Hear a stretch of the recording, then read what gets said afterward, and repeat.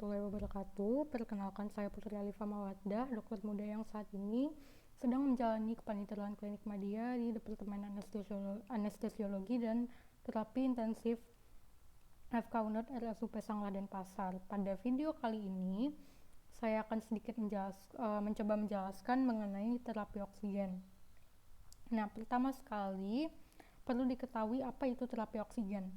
Terapi oksigen merupakan upaya pengobatan menggunakan O2 atau oksigen bertujuan mencegah dan atau memperbaiki hipoksia jaringan dengan cara meningkatkan masukan O2 ke sistem respirasi, meningkatkan daya angkut O2 dalam sirkulasi, dan meningkatkan pelepasan O2 ke jaringan.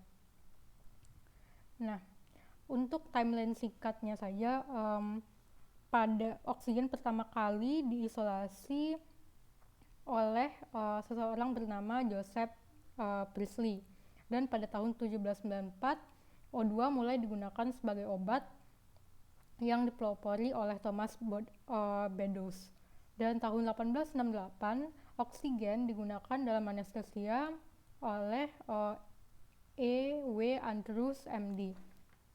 Lalu pada tahun 1885 O2 populer untuk pengobatan pneumonia. Hal ini dipopulerkan oleh G.E. Holtz-Zapel. Nah, untuk pada kondisi normal, sistem respirasi manusia biasanya kita menghirup udara atmosfer yang mengandung 21% oksigen dengan tekanan parsial 150 mm Hg. Selanjutnya, sampai di alveoli, tekanan parsialnya turun jadi 103 mm Hg. Karena ini dikarenakan pengaruh dari tekanan uap air yang terjadi pada jalan nafas. Pada alveoli, oksigen nanti berdifusi ke dalam aliran darah paru melalui proses aktif akibat perbedaan tekanan. Di dalam darah, sebagian besar oksigen terikat dengan hemoglobin dengan daya ikatnya 1,39 mili per gram hemoglobin, dan sebagian kecil larut dalam plasma dengan koefisien kelarutan 0,03. Nah, lalu kemudian hemodinamiknya berperan mengedarkan ke seluruh jaringan yang ada di tubuh untuk keperluan metabolisme aerob. Bila terjadi kesenjangan di antara hipoksia, pada akhirnya akan mengubah sifat dari metabolisme aerob menjadi anaerob. Nah, untuk oksigen ini, oksigen sebagai obat nantinya akan dikemas dalam tabung bertekanan tinggi dalam bentuk gas. Nah, dia dalam bentuk gas, tidak berwarna, tidak berbau, dan juga tidak memiliki rasa, serta tidak mudah terbakar tetapi menunjang proses kebakaran. Nah, di dalam tabung pada suhu 70 derajat Fahrenheit tekanannya adalah 1800 sampai 2400 Sik. Berat molekulnya 32 dengan berat jenisnya 1,1052 dan temperatur kritisnya 118,4 derajat Celcius. Titik didihnya pada tekanan 1 atm adalah minus 183 derajat Celcius. Nah, oksigen yang dikemas dalam tabung ini dibuat dari proses likuefaksi dan destilasi fraksi. Nantinya kita memerlukan aksesoris sebelum oksigen dalam tabung silinder ini dapat digunakan. Beberapa aksesoris yang mutlak harus tersedia agar kita dapat menggunakan oksigen dari tabung ini. Yang pertama adanya pengatur tekanan atau regulator, di mana pengatur tekanan ini dia ada dua tipe regulator yang digunakan di klinik atau digunakan secara umum. Ada tipe pipa Thorpe dan Bourdon. Regulator ini nantinya menurunkan tekanan oksigen dalam tabung menjadi 50 sampai 100 Sik sehingga nanti dapat siap diberikan kepada pasien. Lalu ada sistem perpipaan oksigen sentral.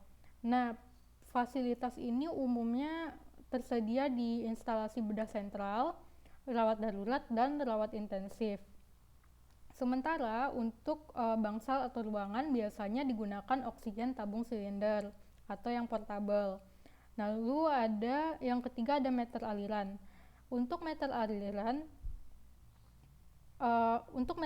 ini angka petunjuknya bisa bervariasi, biasanya mulai dari 0 sampai 10 atau 15. Jumlah aliran per menit ditentukan dengan petunjuk rotameter atau skala aliran. Lalu ada alat humidifikasi. Alat humidifikasi ini tujuannya untuk mencegah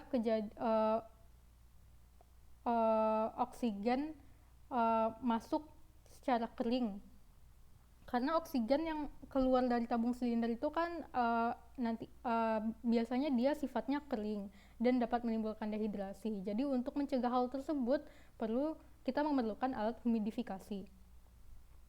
Lalu yang kelima ada alat terapi aerosol. Nah, di mana alat terapi aerosol ini dia fungsinya untuk membuat partikel suspensi dalam udara atau gas yang akan digunakan untuk tujuan tertentu. Misalnya terapi instalasi penderita PPOM, dan dia termasuk dalam klasifikasi alat ini. Salah satu yang mungkin umum dikenal adalah nebulizer. Lalu yang keenam adalah pipa atau kanul atau kateter serta alat pemberinya. Nah, nanti pipa atau kanul ini akan kita bahas karena dia banyak jenisnya dan variasinya, dan penggunaannya pada pasien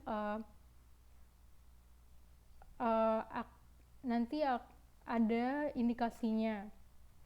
Lalu selanjutnya adalah indikasi terapi oksigen. Secara umum, indikasi klinis untuk kita dapat memberikan terapi oksigen pada pasien yang menderita oksigenasi yang tidak adekuat, oksigenasi jaringan yang tidak adekuat. Biasanya itu yang pertama adalah pada pasien-pasien gagal nafas, di mana pasien gagal nafas itu bisa dikarenakan akibat sumbatan jalan nafas, depresi pusat nafas, penyakit saraf otot, trauma torak, atau penyakit pada paru seperti misalnya pada ARDS. Lalu ada indikasi kedua adalah gagal transportasi oksigen, di mana kegagalan transportasi oksigen ini dapat disebabkan shock, bisa kardiogenik, hipovolemik, septik, lalu ada infark otot jantung, anemia, atau keracunan CO. Lalu yang ketiga adalah kegagalan ekstraksi O2 oleh jaringan diakibatkan keracunan cyanida. Yang keempat adalah peningkatan kebutuhan jaringan terhadap oksigen. Misalnya pada kasus-kasus di mana pasien mengalami luka bakar, trauma ganda, infeksi berat, penyakit keganasan, kejang demam, dan lain-lainnya. Lalu ada juga untuk pasca anestesi, terutama anestesi umum dengan gas tawa atau gas gelak, yaitu atau N2O. Nah, jadi dari situ kita mengetahui bahwasanya tujuan dari terapi oksigen ialah yang pertama untuk mengoreksi hipoksemia, di mana pada gagal nafas akut terapi oksigen diberikan merupakan upaya penyelamatan nyawa, sedangkan untuk kasus-kasus lain adalah untuk membayar hutang oksigen pada jaringan, sehingga metabolismenya tetap pada metabolisme statusnya aerob, bukan anaerob. Lalu dia mencegah hipoksemia yang kedua. Yang ini tujuannya adalah untuk mempertahankan penyediaan oksigen dalam darah. Misalnya pada tindakan-tindakan yang invasif seperti bronkoskopi, perlu tambahan oksigen pada udara inspirasi, atau pada kondisi yang menyebabkan peningkatan konsumsi oksigen seperti pada infeksi yang berat dan kejang serta yang lainnya. Lalu yang ketiga adalah mengobati keracunan CO2, di mana pada terapi oksigen ini nanti kita akan tujuannya untuk meningkatkan tekanan parsial oksigen, sehingga uh, gimana nanti kita tujuannya adalah untuk meningkatkan tekanan parsial oksigen di dalam darah sehingga nanti ikatan darah dengan CO akan berkurang. Ikatan CO dengan hemoglobin maksudnya akan berkurang. Lalu yang terakhir adalah fasilitas absorpsi gas dari jaringan dan rongga-rongga dalam tubuh. Pada kondisi seperti ini biasanya terapi oksigen fungsinya adalah untuk mempercepat proses eliminasi obat anestesia inhalasi pasca anestesi. Nah, lalu teknik pemberian terapi oksigen. Ada sebelum kita memberikan teknik dan alat terapi dan alat untuk terapi oksigen ini haruslah memenuhi beberapa kriteria. Nah, kriteria yang harus dipenuhi dalam pemberian terapi O2 untuk teknik dan alatnya itu yang pertama, dia mampu mengatur konsentrasi atau fraksi oksigen udara inspirasi atau FiO2. Dia tidak menyebabkan akumulasi CO2 atau karbon dioksida, dia tidak ada tahanan terhadap pernafasan minimal, lalu irit dan efisien dalam penggunaan O2-nya atau oksigennya, dan diterima dan nyaman digunakan oleh pasien.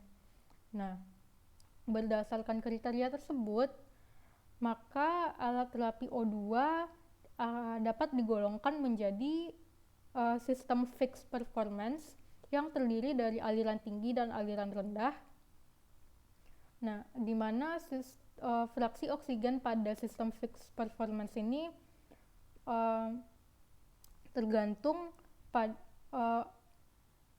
alat ini tidak tergantung pada kondisi pasien. Nah, untuk aliran tinggi biasanya yang digunakan adalah sungkup Venturi, sementara untuk aliran rendah contohnya pada mesin anestesia. Lalu ada sistem variable performance, di mana sistem variable performance ini nantinya terbagi lagi ke dalam 3 jenis, yaitu sistem no capacity, small capacity, dan large capacity. Nah, untuk variable performance ini fraksi oksigennya tergantung pada aliran oksigennya, faktor alat dan kondisi pasien. Untuk no capacity, contoh alat yang digunakan itu adalah kanul atau kateter hidung. Untuk yang small capacity, misalnya pada kateter atau kanul dengan aliran tinggi dan sungkup semi rigid seperti sungkup Edinburgh, Harris, dan lainnya. Lalu pada large capacity misalnya pneumas dan polimas. Nah, lalu ada pula pembagian berdasarkan ada tidaknya hirupan kembali udara ekspirasi selama terapi. Sistem pemberian gasnya dibagi menjadi 2, yaitu sistem non-breathing dan sistem breathing. Di mana pada sistem non-breathing, kontak antara udara inspirasi dengan udara ekspirasinya sangat minimal. Udara ekspirasi langsung keluar ke udara atmosfer lewat katup searah yang dipasang pada hubungan antara pengalir gas dengan mulut atau hidung pasien. Nah, untuk itu maka aliran gas yang diberi cukup agar volume semenit dan laju aliran puncak yang dibutuhkan terpenuhi atau memasang kantong penampung udara inspirasi yang memungkinkan penambahan sejumlah gas bila diperlukan. Lalu ada sistem rebreathing, di mana pada sistem ini udara ekspirasi yang ditampung pada kantong penampung yang terletak pada pipa jalur ekspirasi dihirup kembali setelah CO2-nya diserap oleh penyerap CO2. Selanjutnya dialirkan kembali ke pipa jalur inspirasi. Nah, sementara untuk penggolongan cara pemberian O2 berdasarkan kecepatan alirannya, maka dibagi pula ke dalam 2 kategori, yaitu sistem aliran oksigen tinggi dan sistem aliran oksigen rendah, di mana sistem aliran oksigen tinggi menggunakan sungkup venturi atau venturi yang mempunyai kemampuan menarik udara kamar pada perbandingan tetap dengan aliran oksigen, sehingga mampu memberikan aliran total gas yang tinggi dengan FiO2 yang tetap. Keuntungannya menggunakan alat ini yaitu FiO2 yang diberikan itu nantinya stabil dan dapat mengendalikan suhu dan humidifikasi udara inspirasi. Namun kelemahannya adalah alatnya mahal dan mengganti seluruh alat apabila ingin mengubah FiO2-nya, serta biasanya pasien merasa tidak nyaman atau tidak enak. Lalu ada sistem aliran oksigen rendah. Alat ini biasanya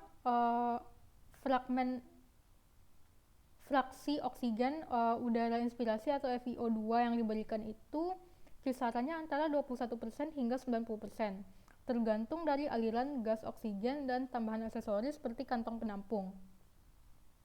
Alat yang biasanya umum digunakan adalah kanul nasal, kateter nasal, dan sungkup muka tanpa atau dengan kantong penampung.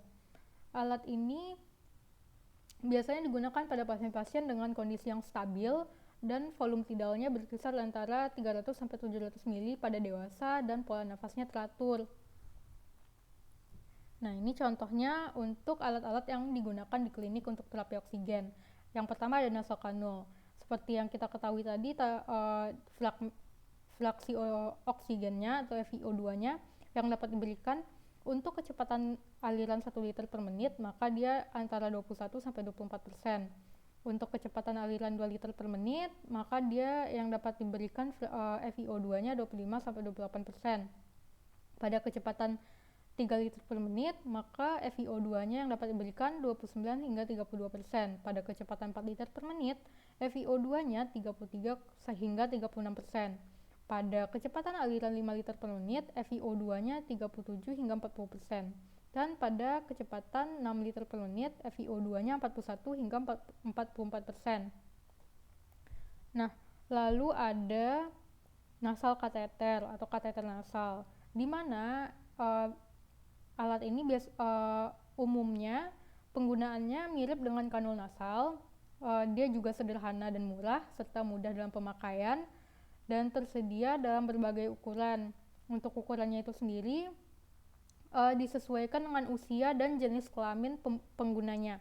Misalnya pada ukuran anak-anak yang sering digunakan itu ukurannya 8-10 F. Lalu pada wanita dewasa 10-12 F. Pada pria dewasa 12-14 F. Untuk FiO2 yang dihasilkan biasanya sama dengan nasal kanul. Lalu ada sungkup muka sederhana atau sungkup muka tanpa kantong penampung, seperti gambar yang ada di layar. Nah, alat ini dia sederhana, murah, dan juga mudah dalam pemakaian dan tersedia dalam berbagai ukuran disesuaikan dengan usia. Biasanya kadang-kadang ada juga pasien yang merasa tidak nyaman untuk menggunakan sungkup ini. Namun untuk FiO2-nya yang dapat diberikan dengan melalui sungkup seperti ini biasanya pada kecepatan aliran 5-6 liter adalah 40%. Pada kecepatan aliran 6-7 dia FiO2-nya 50% dan kecepatan 7-8 FiO2-nya 60%. Lalu ada sungkup muka non-breathing. Nah, seperti gambar di bawah ini, atau sungkup muka dengan kantong atau reservoir, di mana dia ini termasuk kelompok aliran rendah atau large capacity dan juga dia non-breathing. Seperti yang dikatakan di sini, non-breathing mask. Nah, alat ini biasanya ada kantongnya di sini atau reservoir bag yang muaranya untuk meningkatkan konsentrasi O2 inspirasi atau FiO2-nya, dan biasanya ini digunakan pada pasien-pasien yang butuh FiO2-nya antara 60% sampai 90%. Misalnya dia menghasilkan FiO yang diberikannya adalah sebagai berikut. pada kecepatan 6 liter per menit, FiO2-nya 60%, pada kecepatan 7 liter per menit, FiO2-nya 70%, pada kecepatan 8 liter per menit, FiO2-nya 80%, kecepatan 9 liter per menit, FiO2-nya 90%, dan kecepatan aliran 10 liter per menit, FiO2-nya mencapai 99%. Kapan kita dapat menggunakan sungkup muka non-breathing ini? Sungkup muka non-breathing ini biasanya digunakan pada pasien-pasien kritis yang sakit kritis dengan kesadaran yang masih baik, dengan ventilasi adekuat, tapi membutuhkan oksigenasi dengan konsentrasi yang tinggi. Lalu misalnya pada pasien-pasien yang sebelum ada indikasi untuk intubasi endotrakea, misalnya pada edema paru akut, asma akut, PPOK, atau pasien tidak sadar tetapi ventilasi adekuat dengan refleks batuk yang masih ada. Lalu ada sungkup muka venturi. Nah, sungkup muka venturi ini dia kelemahannya adalah harganya yang relatif mahal dibandingkan beberapa alat yang sudah dijelaskan sebelumnya. Namun kelebihannya adalah dia mampu memberikan FiO2 sesuai dengan yang kita kehendaki. Jadi dia tidak tergantung dari aliran gas oksigen yang diberikan. Jadi untuk ketersediaannya dia tersedia dalam ukuran FiO2 24%, 35%, dan 40%. Lalu yang tidak ada gambarnya di sini ada OEM mix OMAS. Dia hampir sama dengan sungkup venturi, bedanya OEM mix OMAS ini nanti ada tambahan pipa corrugated sepanjang 20-30 cm dan bisa ditambah adaptor humidifikasi. Lalu juga ada sungkup muka tekanan positif, di mana untuk sungkup muka tekanan positif ukuran tekanan biasanya ditara dari 0 sampai 4 cm HO, dengan dia juga memiliki tali pengikat kepala dengan katup searah dan kantongnya dari karet elastis. Pipa karet diameternya agak besar dan meter aliran untuk oksigen dalam sistem perpipaan atau regulator untuk oksigen dalam silinder. Biasanya digunakan untuk memberi nafas buatan pada pasien-pasien yang mengalami depresi nafas. Lalu nanti juga ada kelar tracheostomy yang juga sayangnya saya tidak menemukan gambarnya. Biasanya digunakan pada pasien yang dilakukan tracheostomy. Alat ini mampu nanti memberi humidifikasi yang tinggi dan FiO2-nya dikendalikan dengan mengatur aliran oksigen per menitnya. Lalu ini bagaimana kita memilih alat suplementasi oksigen berdasarkan nilai pulse oximetry pada pasien. Jika nilai pulse oximetrinya 95-100%, itu dia artinya masih dalam batas normal dan pilihan alat yang digunakan adalah kanul nasal. Bila nilai pulse oximetrinya 90-94%, maka dia itu mengalami hipoksia ringan hingga sedang, dan pilihan alatnya adalah sungkup muka sederhana dengan reservoir atau dengan reservoir O2. Dan bila nilai pulse oximetrinya 85 hingga di bawah 90%, dia itu mengalami hipoksia yang berat, atau di bawah 85%, maka dia itu hipoksia berat yang mengancam nyawa. Maka pilihan alatnya adalah ventilasi dibantu untuk keduanya tersebut. Nah, perlu kita ketahui tanda dan gejala hipoksia sebelum memberikan terapi oksigen. Di mana tanda dan gejala hipoksia itu sendiri, yang pertama adalah pasien gelisah. Lalu dia tampak pucat pasi dan pasien mengalami distres nafas yang ditandai dengan pernafasan cepat dan dangkal serta pernafasan yang tidak teratur. Lalu juga denyut nadi kecil dan cepat, irama denyut jantung sering tidak teratur, dan tekanan darah meningkat serta keringat dingin.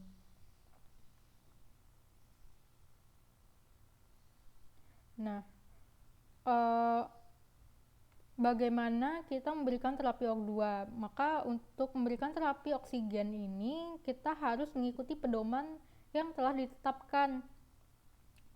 Untuk langkah-langkah bakunya itu atau pedoman bakunya itu, yang pertama perlu dipastikan status oksigen pasien dengan pemeriksaan klinis dan analisis gas darah. Lalu yang kedua, kita pilih sistem yang akan digunakan, apakah dia aliran rendah atau tinggi. Yang ketiga, tentukan juga konsentrasi oksigen yang diinginkan. Misalnya kalau untuk konsentrasi yang tinggi berarti itu di atas 60%, untuk konsentrasi yang sedang itu 35-60%, dan untuk konsentrasi yang rendah itu di bawah 35%. Lalu yang keempat, kita perlu memantau keberhasilan terapi dengan pemeriksaan fisik pada sistem respirasi dan kardiovaskularnya. Yang kelima, periksa analisis gas darah secara periodik. Nah, untuk pemeriksaannya ini selang waktu minimalnya 30 menit. Lalu yang terakhir, bila diperlukan